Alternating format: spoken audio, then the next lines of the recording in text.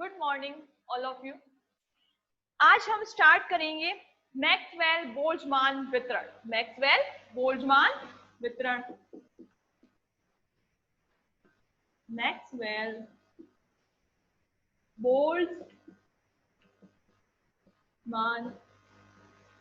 वितरण, ठीक है।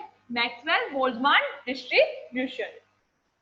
तो मैक्सवेल बोल्ट्जमान डिस्ट्रीब्यूशन या मैक्सवेल बोल्ट्जमान वितरण के बारे में हमने स्पेक्ट्रम रेखाओं की तीव्रता में थोड़ा बहुत पढ़ा था, है ना। स्पेक्ट्रम रेखाओं की तीव्रता जब हम पढ़ रहे थे तो उसमें मैक्सवेल बोल्ट्जमान का थोड़ा बहुत आया था। तो उसमें क्या था, स्पेक्ट्रम रेखाओं की तीव्रता में मैक्सवेल बोल्ट्जमान वितरण के अनुसार क्या था कि जिस लेवल की एनर्जी कम होती है वहां पर पॉपुलेशन डेंसिटी क्या होती है, ज्यादा होती है। यानी कि समष्टि पॉपुलेशन डेंसिटी क्या बोलते हैं, समष्टि क्या होती है, ज्यादा होती है। या फिर अणुओं की संख्या, नंबर ऑफ मॉलिक्यूल्स क्या होते हैं, ज्यादा होते हैं। जिस लेवल की एनर्जी कम होती है वहां पर पॉपुलेशन डेंसिटी क्या होती है, ज्यादा होती है, या अणुओं की संख्या क्या होती है, ज्यादा होती है। जैसे हमने ये एनर्जी लेवल्स बना लिए, ये क्या बना लिया अपन ने, एनर्जी लेवल्स बना लिए। ये एनर्जी लेवल्स है, ठीक है। अब देखो ये क्या है, ग्राउंड स्टेट है या लोअर स्टेट है, ठीक है। ये अपर स्टेट है या एक्साइटेड स्टेट्स है, ठीक है। तो हम सब जानते हैं कि लोअर स्टेट यानी कि ग्राउंड स्टेट की एनर्जी क्या होती है, कम होती है। किससे, एक्साइटेड स्टेट की, एक्साइटेड स्टेट की एनर्जी से, है ना। तो ये क्या है, लोअर लेवल है, ठीक है। ये क्या है, लोअर लेवल या ग्राउंड स्टेट बोल दो इसको। ये क्या है, एक्साइटेड स्टेट है। तो लोअर लेवल या ग्राउंड स्टेट की एनर्जी क्या होगी, अपर स्टेट या एक्साइटेड स्टेट से क्या होगी, कम होगी। तो मैक्सवेल बोल्ट्जमान वितरण क्या कहता है कि जिस लेवल की एनर्जी कम होती है वहां पर अणुओं की संख्या क्या होती है, ज्यादा होती है। तो ग्राउंड स्टेट की एनर्जी क्या है, कम है, तो यहाँ पर अणुओं की संख्या क्या होगी, ज्यादा होगी। इस स्टेट में या लोअर लेवल में क्या होगी, अणुओं की संख्या ज्यादा होगी। अब यहाँ पे अणुओं की संख्या ज्यादा है तो क्या होगा, ट्रांजिशन ज्यादा होगा और तीव्रता क्या होगी, स्पेक्ट्रम रेखाओं की तीव्रता भी अधिक होगी। तो यहाँ पे अणुओं की संख्या ज्यादा है और अणुओं की संख्या ज्यादा होने से क्या होगा, ट्रांजिशन ज्यादा होगा, और ट्रांजिशन ज्यादा होने से क्या होगा, स्पेक्ट्रम रेखाओं की तीव्रता भी क्या होगी, अधिक होगी, ठीक है। तो ये था मैक्सवेल बोल्ट्जमान वितरण। अब यहाँ पे मतलब ग्राउंड स्टेट में क्या होगा, पॉपुलेशन ज्यादा होगी यानी अणुओं की संख्या क्या होगी, ज्यादा होगी, यानी कि इसकी एनर्जी क्या है, कम है। तो यहाँ पे पॉपुलेशन ज्यादा होगी या अणुओं की संख्या ज्यादा होगी या नंबर ऑफ मॉलिक्यूल्स क्या होंगे, ज्यादा होंगे। तो हम पॉपुलेशन को किससे दर्शाते हैं, N J upon N zero, ठीक है। पॉपुलेशन को किससे दर्शाते हैं, N J upon N zero से दर्शाते हैं मैक्सवेल बोल्ट्जमान डिस्ट्रीब्यूशन में। और तो यहाँ पे हमने क्या बोला कि इस एनर्जी, इस स्टेट की एनर्जी क्या है या इस लेवल की एनर्जी क्या है, कम है।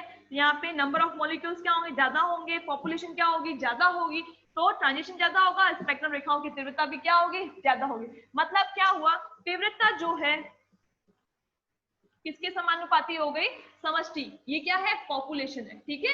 पॉपुलेशन को किससे दर्शाया है, N J upon N zero से दर्शाया है, ठीक है। यहाँ पे पॉपुलेशन ज्यादा होगी तो पॉपुलेशन को किससे दर्शाया है, N J upon N zero से। तो तीव्रता क्या हो गई, समानुपाती हो गई N J upon N zero की। तीव्रता पॉपुलेशन की क्या होती है, समानुपाती होती है, समष्टि की क्या होती है, समानुपाती होती है, ठीक है। तो अब हम मैक्सवेल बोल्ट्जमान वितरण में स्टार्ट करते हैं कि क्या होता है मैक्सवेल बोल्ट्जमान वितरण में। देखो यदि एन जीरो अणु निम्नतम ऊर्जा स्तर में, यदि एन जीरो अणु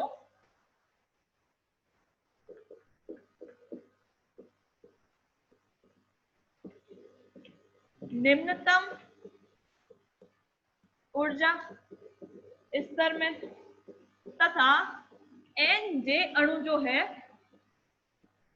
किसी उच्च ऊर्जा स्तर में है, तो किसी उच्च ऊर्जा स्तर में है, तो किसी उच्च ऊर्जा स्तर में है, तो बोल्ट्जमान वितरण के अनुसार, मैक्सवेल बोल्ट्जमान वितरण के अनुसार, तो बोल्ट्जमान वितरण नियम के अनुसार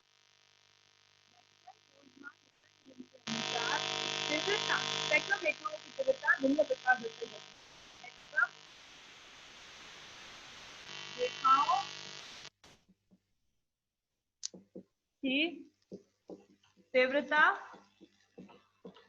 निम्न प्रकार दर्शाई जाती है। निम्न प्रकार दर्शाई जाती है। ठीक है, यदि N0 अणु निम्नतम ऊर्जा स्तर में तथा Nj अणु किसी उच्च ऊर्जा स्तर में है तो बोल्ट्जमान वितरण नियम के अनुसार स्पेक्ट्रम रेखाओं की तीव्रता निम्न प्रकार दर्शाई जाती है। क्या होगी? समानुपाती Nj अपॉन बताएगा क्या बोलते हैं, पॉपुलेशन बोलते हैं। तो बोल्ट्जमैन वितरण नियम के अनुसार, यहाँ पे क्या है, बोल्ट्जमैन वितरण नियम के अनुसार, तो बोल्ट्जमैन वितरण नियम क्या कहता है? यही था जो अपन ने पहले पढ़ा था, या पहले अपन ने इसको थोड़ी देर पहले पढ़ा है कि जिस लेवल की एनर्जी कम होती है वहाँ की पॉपुलेशन क्या होगी, पॉपुलेशन डेंसिटी क्या होगी, ज्यादा होगी, यानी वहाँ पर नंबर ऑफ मॉलिक्यूल्स क्या होगी, ज्यादा होगी। ठीक है, अतः नंबर ऑफ मॉलिक्यूल्स ज्यादा होने से या पॉपुलेशन ज्यादा होने से क्या होता है, ट्रांजिशन ज्यादा होगा, और ट्रांजिशन ज्यादा होने से क्या होगा, स्पेक्ट्रम रेखाओं की तीव्रता भी क्या होगी, ज्यादा होगी। स्पेक्ट्रम रेखाओं की तीव्रता भी क्या होगी, ज्यादा होगी। ठीक है, तो तीव्रता क्या होगी, तीव्रता समानुपाती है अपॉन एल, तीव्रता समानुपाती है एनजे अपॉन एन0, और यहाँ पे एनजे अपॉन एन0 क्या है, पॉपुलेशन, पॉपुलेशन क्या है, समझ। ठीक है, तो ठीक है, आगे तो मैक्सवेल बोल्ट्जमान वितरण के अनुसार स्पेक्ट्रम रेखाओं की तीव्रता समानुपाती Nj अपॉन N0। ठीक है, और Nj अपॉन N0 किस बराबर होता है, e की power minus e k upon k। तो e की पावर Nj अपॉन N0 अपन ने स्पेक्ट्रम तीव्रताओं के अंदर पढ़ा था, Nj अपॉन N0 किसके बराबर होता है, e की power minus e k upon kT के बराबर होता है। ठीक है, बराबर होता है।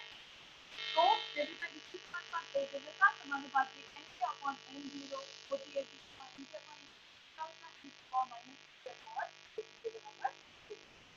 यहाँ Pg क्या है, स्पेक्ट्रम रेखाओं की ऊर्जा, Pg क्या है, स्पेक्ट्रम रेखाओं की ऊर्जा है। Pg is equal to spectrum रेखाओं की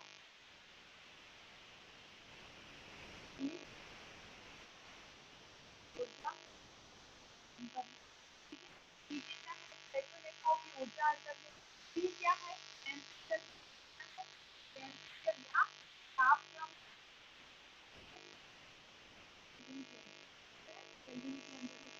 क्या है, बोल्ट्जमान कांस्टेंट या बोल्ट्जमान स्थिरांक है।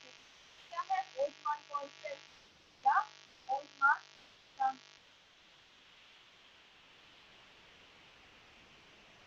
बोल्ट्जमान वैल्यू क्या होती है, वैल्यू होती है 1.8 minus joule kelvin inverse, joule kelvin inverse, 23 joule kelvin inverse. ठीक है, अब नेक्स्ट हीट से संबंध आया, संबंध आया, तो ये क्या कहलाता है, बोल्ट्जमान वितरण संबंध आया है। तीव्रता समानुपाती Nj upon N0 is equal to e की power minus Ek upon k minus Ka upon kT। क्या होता है ये संबंध, क्या कहलाता है, ये संबंध बोल्ट्जमान वितरण संबंध क्या कहलाता है, बोल्ट्जमान बोल्ट्जमान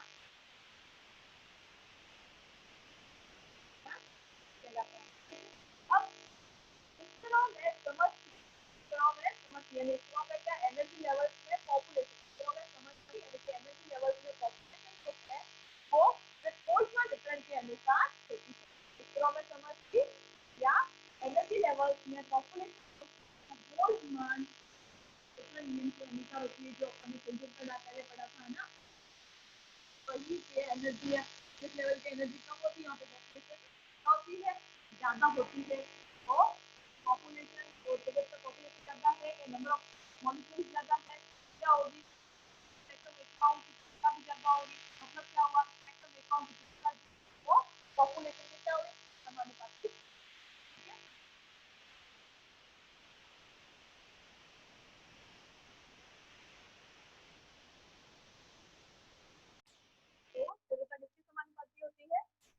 तीव्रता समानुपाती NJ/N0, और ये किसके बराबर होता है? NJ/N0 e की पावर माइनस EJ/kT के बराबर होता है। ठीक है, KT के बराबर होता है। ठीक है, तो हमें इससे क्या स्पष्ट होता है कि स्पेक्ट्रम रेखाओं की तीव्रता जो है वो एनर्जी लेवल्स में पॉपुलेशन की क्या होती है? समानुपाती होती है। ठीक है, स्पेक्ट्रम रेखाओं की तीव्रता जो है वो एनर्जी लेवल्स में, ये क्या है? पॉपुलेशन है। ये क्या कहलाता है? Population, NJ/N0। तो स्पेक्ट्रम रेखाओं की तीव्रता एनर्जी लेवल्स में पॉपुलेशन की क्या होती है? समानुपाती होती है, प्रोपोर्शनल होती है। ठीक है, समानुपाती होती है या प्रोपोर्शनल होती है।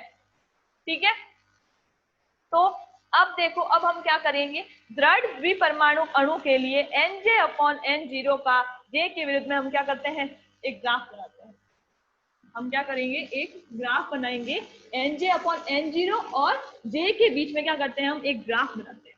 ठीक है, एक्स एक्सिस पर क्या लेंगे? J लेंगे, और वाई एक्सिस पर क्या लेंगे? NJ/N0 लेंगे। ठीक है, जेड एक्सिस, एक्स एक्सिस पर क्या लिया है? J लिया है, और NJ/N0 वाई एक्सिस पर लिए हैं अपन ने। ठीक है, तो अब देखो, हम इसके बीच में ग्राफ बनाते हैं, तो ग्राफ कैसा आता है?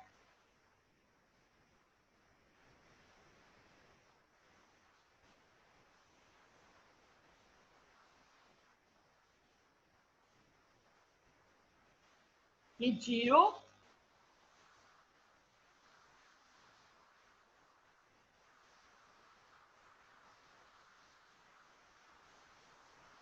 ये 2, ये 1, ये 3, ये।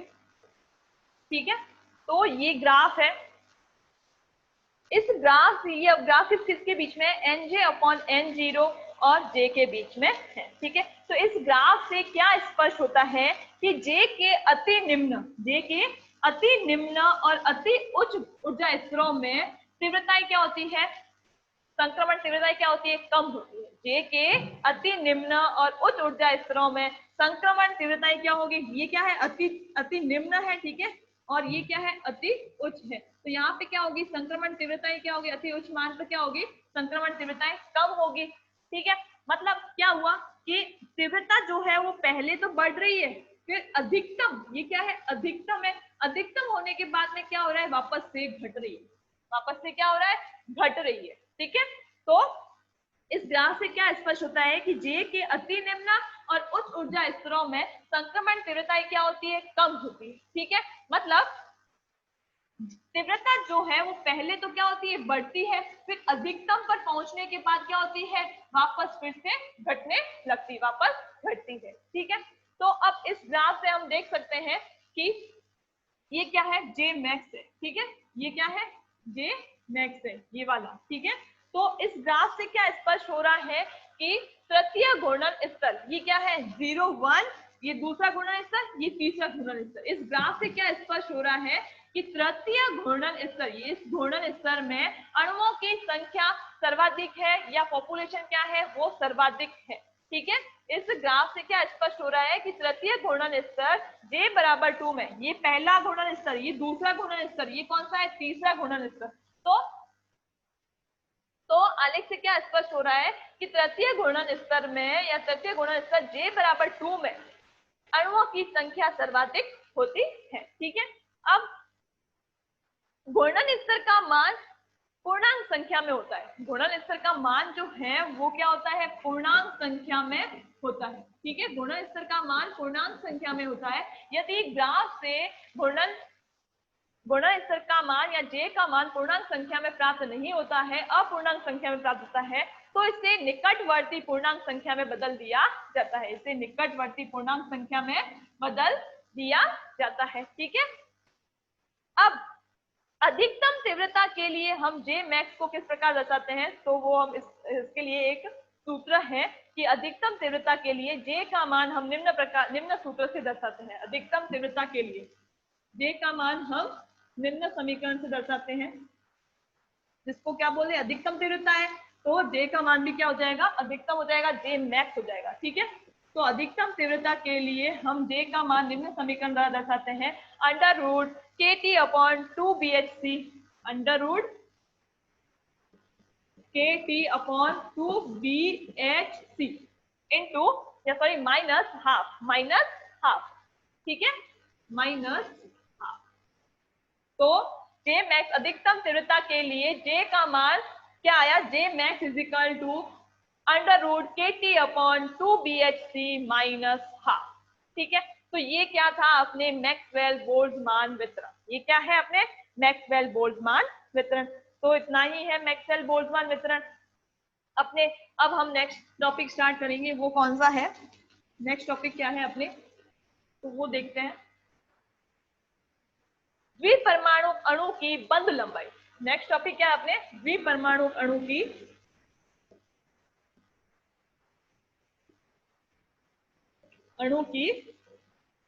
बंध लंबाई, ठीक है। द्विपरमाणु अणु की बंध लंबाई, बंध लंबाई को किससे दर्शाते हैं, R से, ठीक है। द्विपरमाणु अणु की बंध लंबाई R। अब द्विपरमाणु अणु को या द्विपरमाणु अणु की बंध लंबाई इससे दृढ़ घूर्णक मानकर ज्ञात की जाती है। द्विपरमाणु अणु की बंध लंबाई जो है वो द्विपरमाणु अणु को दृढ़ घूर्णक मानकर ज्ञात की जाती है, ठीक है। तो यदि बंध लंबाई द्विपरमाणु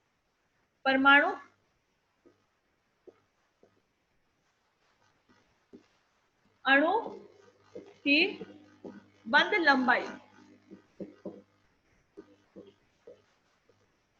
इसे दृढ़ घूर्णक मानकर, रिजिड रोटेटर मानकर, दृढ़ घूर्णक मानकर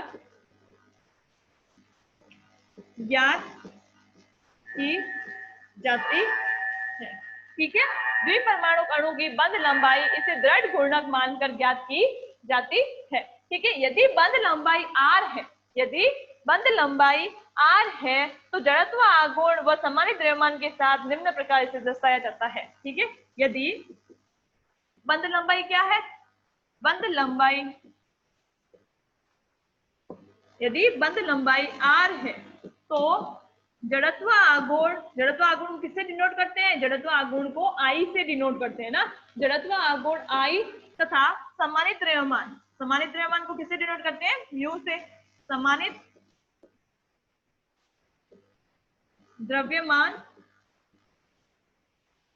म्यू है तो जड़त्व आघूर्ण I तथा सामान्य द्रव्यमान म्यू के साथ यह निम्न प्रकार संबंधित होती है, के साथ यह निम्न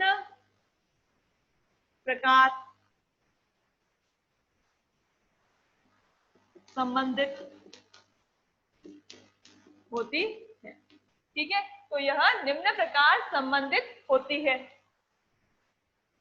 जड़त्व आघूर्ण I तथा सामान्य द्रव्यमान म्यू के साथ यह निम्न प्रकार संबंधित होती है, ठीक है। तो म्यू इज इक्वल टू क्या आएगा, sorry I is equal to क्या होता है, म्यू इंटू R स्क्वायर है, ठीक है। ये अपन ने पहले पढ़ चुके हैं, ठीक है, ये अपन किसमें पढ़ चुके हैं, पहले पढ़ चुके हैं। I इज इक्वल टू क्या होता है, म्यू R स्क्वायर होता है। तो R इज इक्वल टू क्या आया, under root I upon mu, ठीक है। R इज इक्वल टू क्या आया, मैं यहां लिखती हूँ, R इज इक्वल टू क्या आया, under root I upon mu आएगा, ठीक है। I इज इक्वल टू क्या है, म्यू R स्क्वायर है, तो R इज इक्वल टू क्या आया, sorry R is equal to क्या आया, I under root I upon mu, ठीक है। तो ये क्या है, बंध लंबाई आ गई, बंध लंबाई R इज इक्वल टू क्या होता है, under root I upon mu, ठीक है। और I इज इक्वल टू क्या था, म्यू R स्क्वायर। तो अब यहाँ पे I क्या है, जड़त्व आघूर्ण है, ठीक है। I क्या है, जड़त्व आघूर्ण है, जिसका मान क्या होता है, जिसका मान होता है H upon 8 pi square BC, H upon 8 pi square BC, H upon 8 pi square BC, ठीक है। और म्यू क्या है, सामान्य द्रव्यमान है, म्यू क्या है, सामान्य द्रव्यमान है, सामान्य द्रव्यमान है, ठीक है, जिसका मान क्या होता है m1 into m2 upon m1 plus m2 होता है, ठीक है। यदि यदि इससे यदि हमें घूर्णन स्थिरांक b व m1 m2 के मान ज्ञात है तो हम बंध लंबाई ज्ञात कर सकते हैं। यदि घूर्णन स्थिरांक b और m1 m2 के मान ज्ञात है तो हम क्या कर सकते हैं, बंध लंबाई r ज्ञात की जा सकती है, ठीक है। b ज्ञात है तो अपन i का मान ज्ञात कर सकते हैं और m1 m2 ज्ञात है तो हम सम्मानित द्रव्यमान ज्ञात कर सकते हैं। जब ये दोनों ज्ञात है तो हम क्या कर सकते हैं, i की वैल्यू भी निकाल सकते हैं, i की वैल्यू फाइंड आउट कर सकते हैं, ठीक है। तो यदि घूर्णन स्थिरांक b और m1 m2 के मान ज्ञात है तो हम बंध लंबाई ज्ञात कर सकते हैं, ठीक है। बट घूर्णन स्पेक्ट्रम या फिर माइक्रोवेव स्पेक्ट्रम, घूर्णन स्पेक्ट्रम को हम और क्या बोलते हैं, माइक्रोवेव स्पेक्ट्रम बोलते हैं ना। तो घूर्णन स्पेक्ट्रम या माइक्रोवेव स्पेक्ट्रम द्वारा केवल ध्रुवीय अणुओं की बंध लंबाई ज्ञात की जा सकती है, क्योंकि हमने पहले भी पढ़ा था कि ध्रुवीय अणु जो है वो घूर्णन स्पेक्ट्रम दर्शाते हैं, जबकि अध्रुवीय अणु घूर्णन स्पेक्ट्रम नहीं दर्शाते हैं। अतः घूर्णन स्पेक्ट्रम द्वारा केवल ध्रुवीय अणुओं की बंध लंबाई ज्ञात की जाती है, ठीक है, केवल ध्रुवीय अणुओं की बंध लंबाई ज्ञात की जाती है। तो अपने देखो ये हो गई द्विपरमाणु अणु की बंध लंबाई। इसी के साथ अपने कंप्लीट होता है दृढ़ घूर्णक की द्विपरमाणु अणु का घूर्णन। इसी के साथ अपने कंप्लीट होता है दृढ़ घूर्णक द्विपरमाणु अणु का घूर्णन, ठीक है। अब हम स्टार्ट करेंगे अदृढ़ घूर्णक। ये दृढ़ घूर्णक यहाँ तक कंप्लीट हुआ है, ठीक है। अब हम स्टार्ट करेंगे अदृढ़ घूर्णक। अदृढ़ घूर्णक द्विपरमाणु अणु का घूर्णन,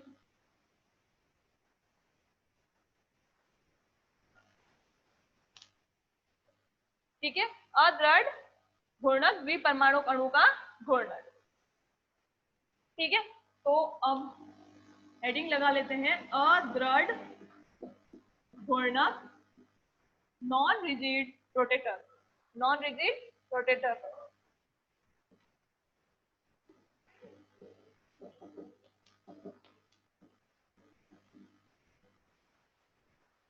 ठीक है, नॉन रिजिड रोटेटर। तो अदृढ़ घूर्णक के रूप में द्विपरमाणु अणु दो परिवर्तन दर्शाता है। अदृढ़ घूर्णक के रूप में द्विपरमाणु अणु दो परिवर्तन दर्शाता है। अदृढ़ घूर्णक के रूप में द्विपरमाणु अणु दो परिवर्तन दर्शाता है, दो परिवर्तन दर्शाता है। और वो दो परिवर्तन कौन कौन से हैं, तो पहला क्या है कि घूर्णन में परिवर्तन के साथ क्या होता है, बंध लंबाई और घूर्णन स्थिरांक b का मान भी क्या होता है, परिवर्तित होता है, ठीक है। घूर्णन में परिवर्तन के साथ क्या, घूर्णन में परिवर्तन के साथ बंध लंबाई r, बंध लंबाई r तथा घूर्णन स्थिरांक b तथा घूर्णन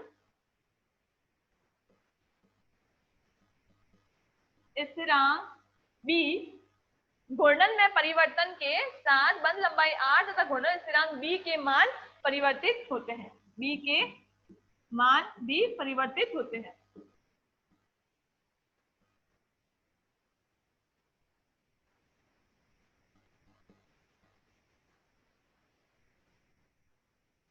b के मान परिवर्तित होते हैं।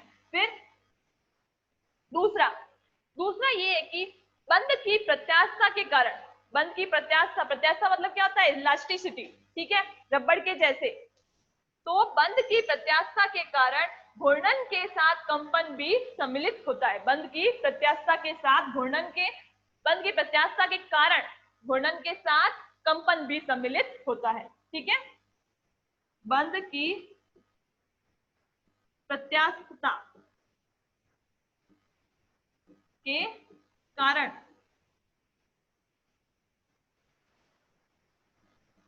घूर्णन के साथ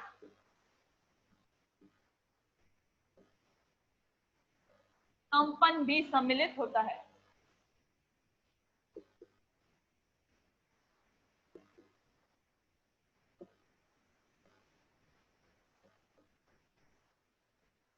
ठीक है, बंध की प्रत्याशा के कारण घूर्णन के साथ कंपन भी सम्मिलित होता है। ठीक है, अब अदृढ़ घूर्णक के नेक्स्ट टॉपिक अपने हैं अदृढ़ घूर्णक के ऊर्जा स्तर की ऊर्जा। नेक्स्ट टॉपिक क्या है? अदृढ़ घूर्णक के ऊर्जा स्तर की ऊर्जा। वो हम क्या करेंगे? नेक्स्ट क्लास में पढ़ेंगे, वो हम नेक्स्ट क्लास में पढ़ेंगे।